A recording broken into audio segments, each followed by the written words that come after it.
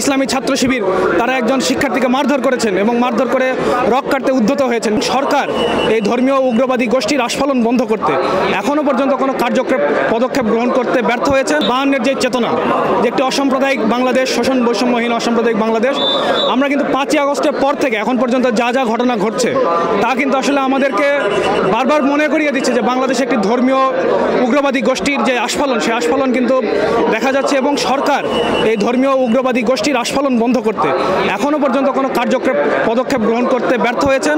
এবং জনমনে কিন্তু এই প্রশ্ন বারবার উঠে আসছে যে সরকার কি আসলে এই ধরনের এই সন্ত্রাসী গোষ্ঠীগুলোকে তারা মদত দিচ্ছেন কিনা। আমরা দেখছি যে নিষিদ্ধ জঙ্গি সংগঠন হিজবুত তাহরির তারা মিছিল করছেন, আরও অন্যান্য সংগঠন।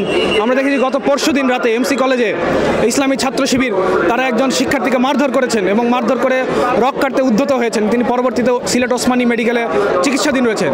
এবং গত কয়েকদিন পূর্বে আমরা দেখেছি যে কুয়েটে ছাত্রদল এবং অন্যান্য পক্ষের শিক্ষার্থীদের ভেতরে যে সংঘর্ষ, আমরা চাই যে এই যে 5ই আগস্ট পরবর্তী যে সময়, সেই সময়ের যে আমরা যেই চেতনা নিয়ে এই অভ্যুত্থান সংগঠিত করেছি, যে শোষণ বৈষম্যহীন একটি বাংলাদেশ, একটি অসাম্প্রদায়িক বাংলাদেশ, সেই বাংলাদেশ থেকে কিন্তু আমরা এখনো অনেক দূরে রয়েছে।